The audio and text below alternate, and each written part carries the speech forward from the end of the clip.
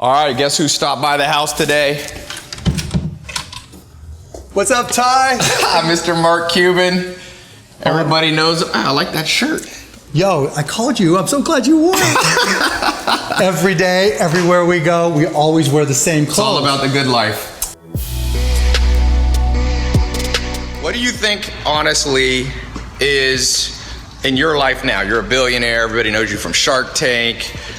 You own the Dallas Mavericks, which is the coolest part. Anybody who owns a basketball team, that's the highest level for me. When did you know you were living the good life? The day I was born. Really? Did you feel that way? No, I mean, yeah, I was like, Mom, chill, I got this. I could see you as a confident baby.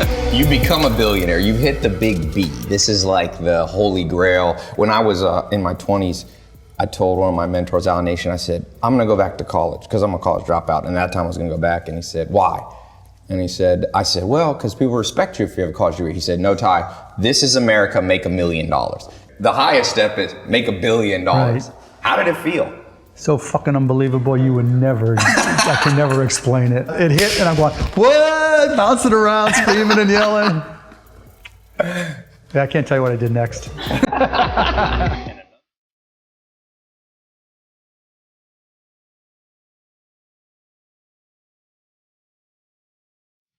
If you hit, we'll do $5,000 to the charity of Smart Choice.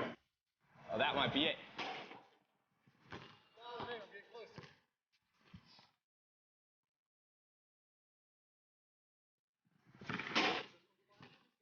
Oh! Oh! Yes!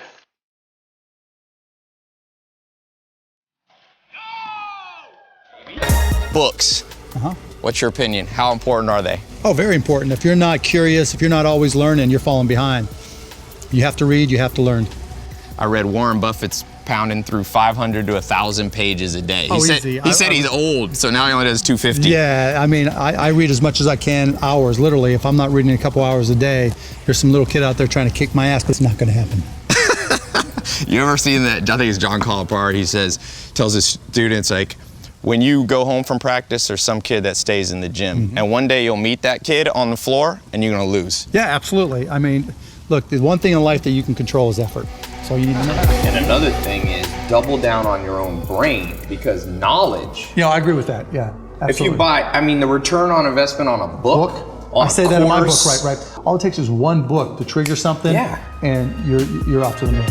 Starting a business. Let's say today, you have to give your best piece of advice that you see. There's no universal advice that always works. But for those, because not everybody needs to be an entrepreneur, but those people watching who want to be an entrepreneur, what's the best advice in the smallest nutshell?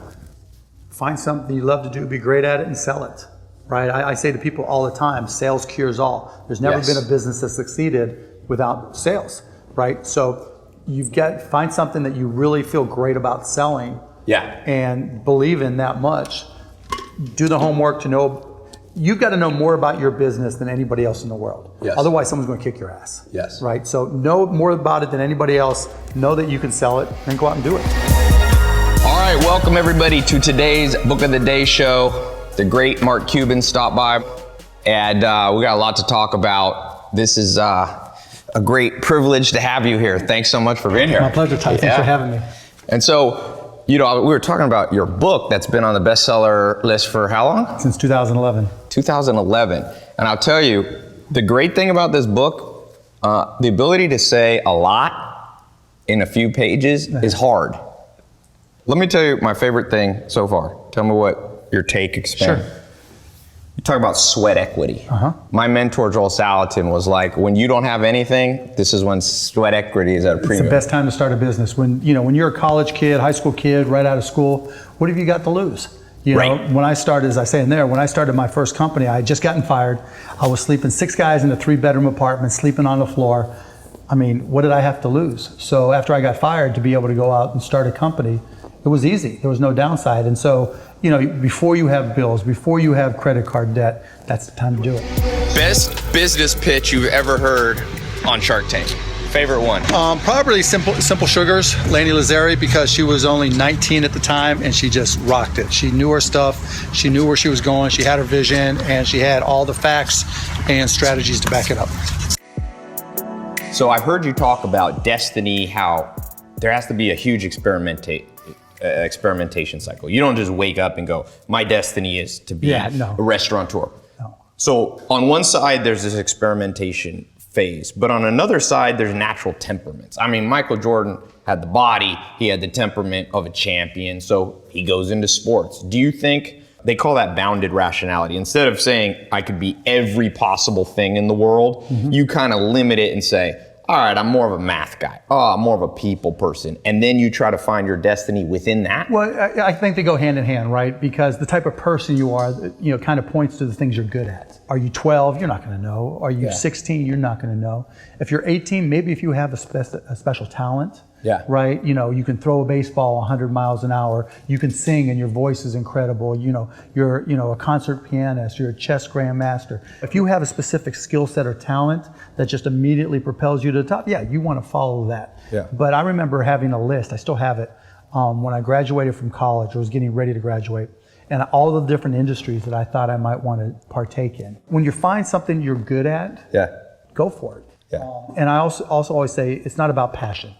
Everybody's got passion for something, right? Don't follow your passions, follow your efforts. Because people say, I was passionate to play baseball. I was passionate to play basketball. Doesn't mean all of a sudden I was going to be good enough. But I found myself being really curious about business, being really curious about technology. And that curiosity is really what drove me. And I think, particularly if you're young today, curiosity is great. Always learning and trying to find new things and being curious about new things, because that's what leads you to that path. Trying to figure out in advance, that's hard because you don't know what you don't know. I always say he or she who experiments the most wins. Yeah, I agree. Thomas 100%. Edison had almost 950 experiments before he came up with a light bulb. It's okay to get it wrong. It's okay to fail, particularly when you're young. What the hell, go back to your room and make your bed because you didn't get that business right? Yeah, why not?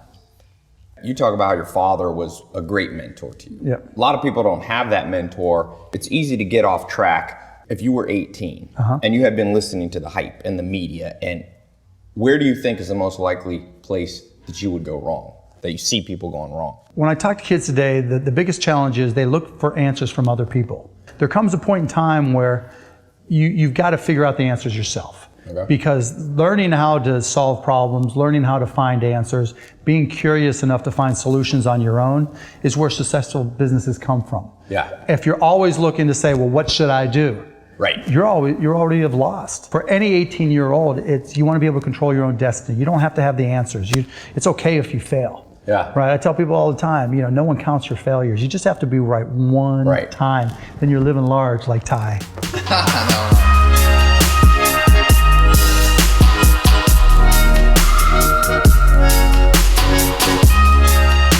So you've got a cool app. You've got a cool concept. Cyberdust.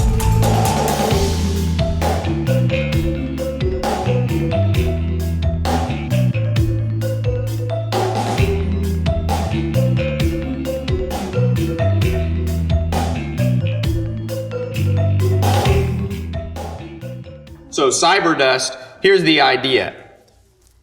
We leave a footprint that could be used against us.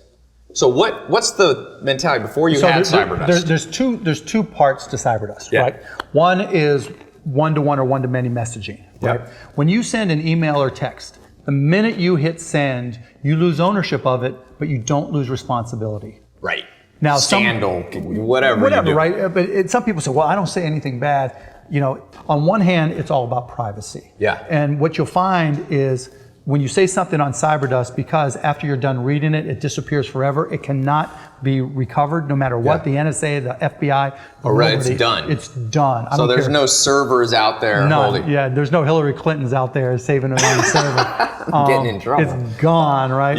But the beauty of that is it's going to allow you to be more open and honest. It's a little bit like Snapchat, but Snapchat's just pretty much photos. Well, yeah, and plus disappear. Snapchat keeps everything. Yeah, Snapchat, God, those They keep all your Snapchat texts, guys, yeah. imagine what they have on their servers. Well, yeah, they have all the chats that you can do on Snapchat. They keep Yeah. them all because they want to use them for advertising and other things. Yeah. So there's no security and privacy. And Snapchat's a great app, but it's different. The thing about CyberDust is you want to be able to have an open, honest conversation with somebody. And think about when you write something on Facebook, you're thinking, okay, who else is going to see this? Yeah. Right? When you write something on Twitter, not only are you limited to 140 characters, but you're thinking, okay, who's going to rip me on this? Yeah, yeah. Particularly like you, right, where you've got a bunch of followers. Yeah. When you put it on Instagram, when you put it on YouTube, when you put it on Facebook or Twitter, you're going to get trolled to death. You're always going to get a troll. After this, if you download the CyberDust app, Yeah. we'll have it so that it automatically adds Blog Maverick, which is my account. Oh, nice. And I'll answer all the questions that people ask that we Sweet. couldn't answer. I mean, you'll ask me almost everything, Ty. Yeah. But if we miss something or you're curious about something, download the CyberDust app. At Blog Maverick account, just ask me anything you want and I'll answer it. And I can give you an honest answer Right. because it's not going to show up anywhere else. That's awesome.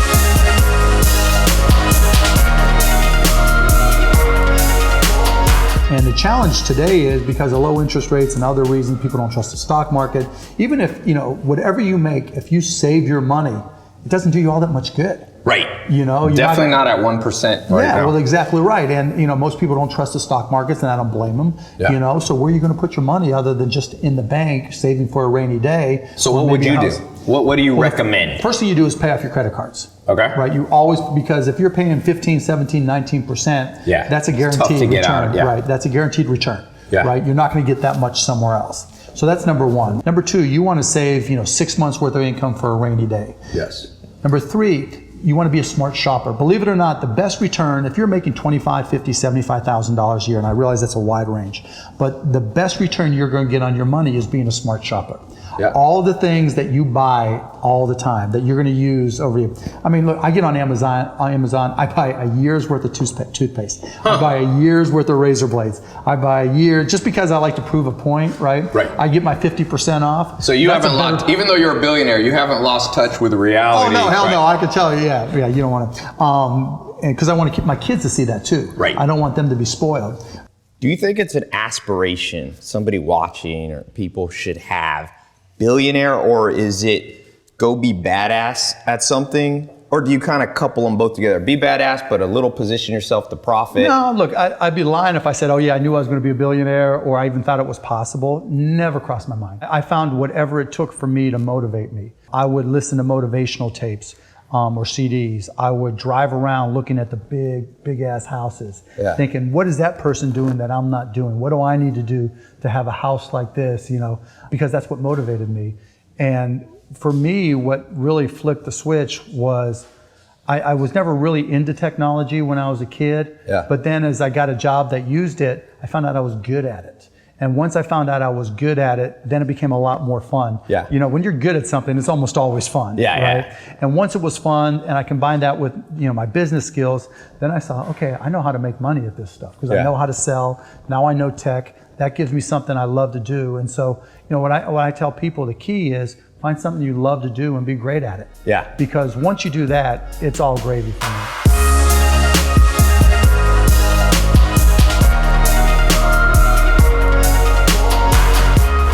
What's up, Meerkat? What's up, Periscope? How are you guys doing? Chris Sacka says hi. Somebody once told me, I remember this 9th grade teacher of mine, a social studies teacher, said the best marketing words ever written were on the bottle of a shampoo bottle. Okay. On the outside of a shampoo bottle. It says, rinse and repeat. Yeah. You don't have to wash your hair twice. But people Exactly. would do it. So yeah, so rinse and repeat, and do you want fries with that? Right, Those two right. things made Go a down in lot history, of money. right? A supersize. But how do you, I call this, trend spotting, trend stacking. How did you cultivate that ability to see 15 to 20? Because there's a lot of money in figuring out being ahead of the curve. No, and I've always been good at looking around corners. I mean, what I do is I try to learn as much as I can about technology, and you start to get an understanding of what the progression of technology is. Yeah. If you can watch and listen to multimedia on a CD in a PC, and now you've got the internet to connect them together, well, it just makes sense, right? Yeah. I mean, I wrote software programs way back when where we would take pictures and integrate them into databases just because it made sense. My very first company, Micro Solutions, everybody was selling just single one-off PCs, and I was like, look, at some point all these things are going to have to work together. Yeah. And so I was one of the very first people to get into local area networking and started writing multi-user software for local area networks and wide area networks. And that was way ahead of its time, but it allowed me to blow it up.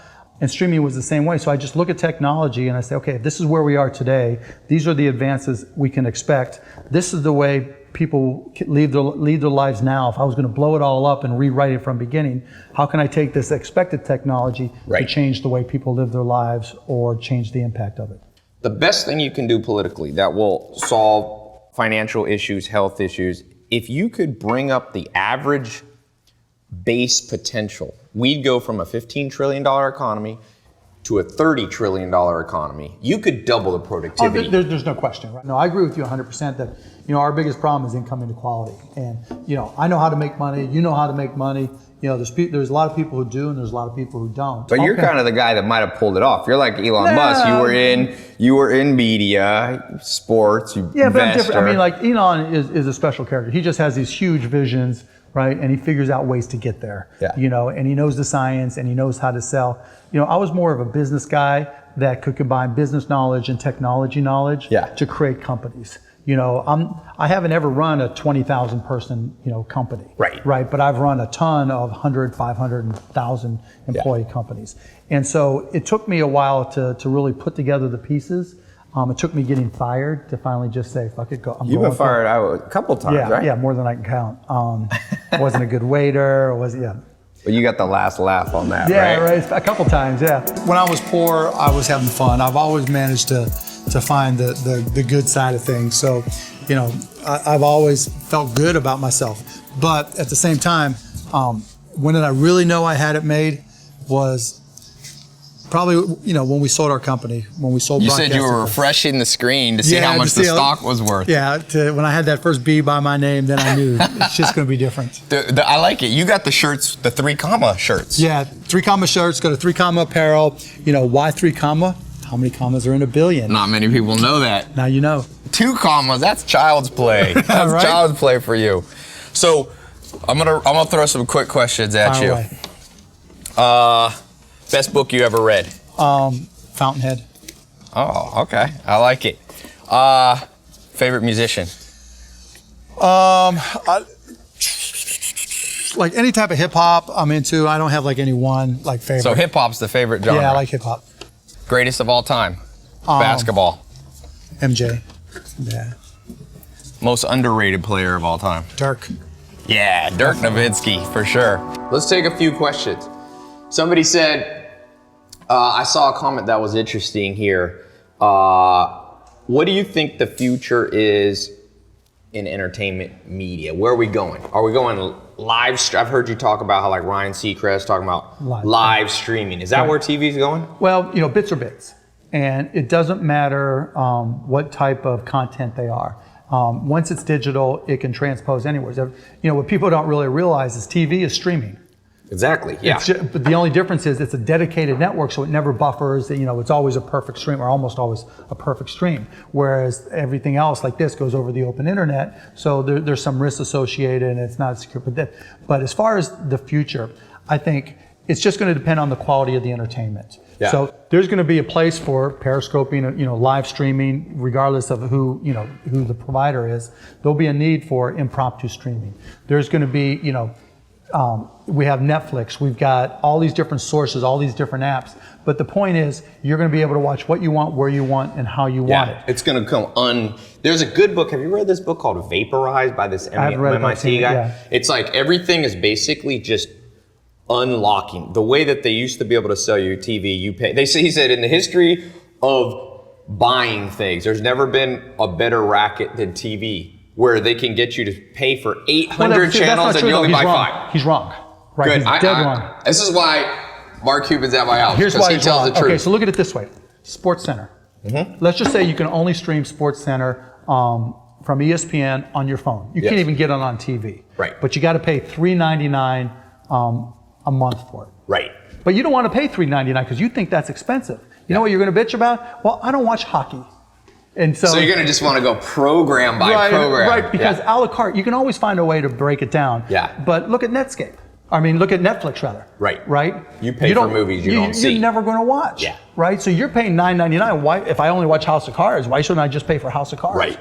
Right? There's nothing. So a la carte, so this whole buffet style has a value to it, and that they can negotiate. You get the stuff Right. cheap. You get the, so if you know you're a big TV consumer, right, then the cable bundle is fine. Yeah. Right? Because, particularly what happens, age is relevant to your entertainment making decisions. Yeah. Right? And then that's why another reason why this guy's wrong, right? Because when you're 16 and you have all day to go on YouTube and search for everything, you get to college, a little bit less time, but you still got plenty of time. You want to look up this, you want to look up that, whatever type of videos you're into, cool.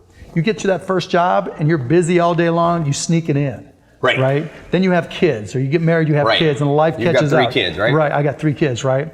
You don't have the time for all that, and so it's good to have a valued curator to be able to say, look, here's some things that I think are good. Netflix does a decent job of that. Yeah. TV's still good for that. HBO does a great job. You pretty much know if it's on HBO, it's going to be good. But you know what? It's still, But I still don't watch I watch 1/50th of the shows on it. I watch Game of Thrones, and that's it. Well, yeah, but the same thing. You do the same thing on Netflix. Yeah. You watch 1/zillionth of what's on YouTube. Yep. Right? And how often do you take time? Now, if you get a link on YouTube or you're sending someone to your stuff, if you have something specific you want to look up, a TED Talk or whatever, you'll go on YouTube because that's the best video search engine. Yeah. But you're not looking for entertainment. You're not saying, you know what, I'm bored. Can I find something? But still to this day, you'll turn on the TV and see what's on. Right. It's still... It's just easier. It's the path of least resistance. It's the best alternative to boredom. So TV, you think, is going to be around a little bit longer than people think? Even right now. So, computers have been around 30 years, right? We're not talking about the new, technological revolution. The internet's been around for 20 years. Yeah. Any kid that's, under the age of 20 grew up his entire life with the internet. It's nothing new anymore. So this concept of streaming and this being new, no. So what's happened is you've seen some disruption because the content's gotten better as people have learned how to monetize it. Yeah. And that's been great, and that's what we look at. But still, less than 3% of homes have turned up cable and become, cut the cord. Yeah. And now there's some cord nevers, people who don't get into it, but they haven't gotten to the age yet. You don't see 50-year-old cord nevers. Yeah. Right? Yeah, you don't even see 40-year-old cord nevers. Because once you get to a certain point in your life, it's just easier to take the path of least resistance. I got HBO, I got Showtime, I have Access TV. Something's going to be on. Yeah. Because I'm certainly not going to spend the time to go searching through YouTube. Yeah. I mean, look at Netflix. I love Netflix, but the time it takes to go look for Netflix. I just click on The Office. Well, yeah, you have what you already want, right? House of Cards come out, Narcos is on, right? Cool. But then I look at the you current... like Narcos? Yeah, right? Everybody likes Narcos. I feel like that show... Hey, and look, I'm a huge shareholder in Netflix, right? I own a you are? Okay. Oh, yeah. I own a shitload...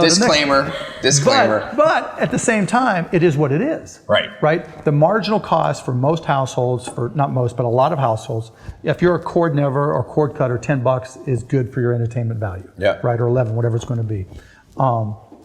And for people who can afford cable, an extra $10 isn't a big deal. So why not have it, right? It's, and so it's no big deal. And so it's a nice complement. It's not a replacement. Yeah. Now, Netflix is doing its best to, expand and be more original. And so you might, so they're competing with HBO because they're worried about HBO, right? Because maybe you can't afford to have HBO and Netflix. Right. But at the same time... No, Netflix I feel like is cheaper. Oh, it is. It's a lot cheaper. Yeah. I feel like in that game of... If you have limited dollars, I feel like people are going to go with Netflix every time. It just depends. You like Silicon Valley, right? I like the show Leftovers. So, I'm fortunate I can afford both. But that's the thing, right? As you get older, so when people talk about millennials, like, shit, if it ain't being done by the millennials, fuck it. It's not worth it. Right. That's just not it, right? So all you millennials on Periscope with Beercat, that's... Because you're not as important as you think. I'm going to tell y'all, Generation Z, my kids, they're coming up to kick your ass, right? They're going to be looking at millennials like people look at baby boomers or Gen X, right? It's just like, what is up with that, We got Periscope and Meerkat, which are the baby darlings of this new industry. Now, you were doing this 20 years ago. Yeah. So they're way behind. But what's your prediction? on Periscope and Meerkat? What are we looking at? I think they're going to struggle. Okay. Sorry, Chris. And the reason is, if you look now, I mean, versus 6 months ago, you were always getting alerts. Everybody was doing a Periscope. Yeah. Everybody was doing a Meerkat, right? And then you might say, well, you know, people didn't like to do both, so one jumped to the other. But the challenge is, it's very difficult to get people to want to plan out and do a Periscope, right? Because it's very intrusive. Yeah. You've got to plan it. Now, this is perfect for it. You're using it in a perfect way, Ty, because, you know, you're doing an interview, it's easy to set up, and once you set up, you just do it. But for most people to all of a sudden just turn on their phones and point it at somebody, that's intrusive, you know, to their privacy, and then, you know, to you to do it for yourself and just talk on it, you know, you might as well just record it and put it up there, because, you know, the live nature has some value, but it's still intrusive to you. It's hard to plan to do that all the time. Do you think it'll be more of an influencer tool than, like, influencers who can, like Twitter in some ways, Instagram, these have evolved to these big influencers, Kardashian. Well, because they're simple, right? Because Instagram is so simple, and Instagram was smart at the beginning. Not only did they make it simple, they made it when you posted to Instagram, you could also post to everything else, right? So it became a platform for simplifying and distribution, right? And so, but the challenge for Periscope and for Meerkat is, you're going to go as an active user, you're going to go where the most users are. Right? And so now we've got the challenge. Facebook has the most users, but they don't have the optimal distribution. Because they have algorithms that say you might have 2 million followers, it's frustrating. It's very frustrating, right? But organically, you got to pay to reach the rest. Instagram is a little bit different, but they don't have live. YouTube does live big events. They have all the users. YouTube should do a freaking live. If YouTube did all this, or if Facebook said, all Facebook has to say is, we're going to give you 100% organic reach with any live video, and these guys are done. It's over. Right? So you see the entrenched Facebook can come in and just knock them out. You know, and it's not so much that they have any special technology, and it's not that there's anything wrong with Periscope or Meerkat. They're both great products, right? They take advantage of phones. They take advantage of the simplicity. They're super simple.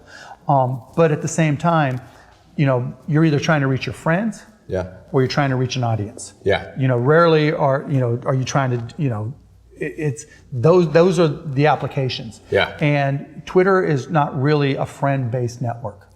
You know? Twitter has become a news feed. It's exactly right. And they kind of, that moments change. Have you seen this new which is Moments? smart. But it's pretty good. It was great mood, and with video and everything, so they did really, really well. But it's still geared towards the old school PR newswire. Right? I have something to communicate to as many people as I can get to watch or read it, and that's what I'm going to try to do. Even Snapchat's doing the same thing, right? So if Snapchat added a live video component, what's going to happen to Periscope or Meerkat, right? Because they have serious distribution and engagement. Young people use Snapchat. And I don't think nearly as many in the United States as a percentage use it as people think. I mean, but it's still a huge population base, right? Even Tumblr, you know. So there's a lot of different ways to reach audience. Meerkat had the right first idea by leveraging Twitter's social graph, but they haven't extended it to everybody else's social graph. And Periscope won't, because it's Twitter, or most likely won't. So that's the catch-22. If you or I want to, on an impromptu basis, say, oh, this is amazing. There's 3 dolphins beating the shit out of a shark, you know, and there's Henry Winkler riding on their back, you know, then what are you going to use to reach a maximum number of viewers? I probably would I would video and put on YouTube. YouTube or Facebook? Facebook. For sure. They got and Instagram, I'd snap stills. Instagram you would take has good distribution. Well, that's exactly right. You wouldn't inherently think, because it wouldn't be feasible. So what happens now is, this is a great interactive medium, and they've done a good job. It's good for AMA. We're going to do a little AMA for you and this guys. stuff is great, right? But it's on the margin. Right? It's not core. People ask me, what do billionaires do in their downtime? We're sitting here sweaty from playing basketball, catching up on email. You always work? This isn't work. It's what I like to do. What he loves to do. Joel Salatin told me, he said, Ty, if you have to take a vacation from what you do, never come back. Yeah, that's I like that one.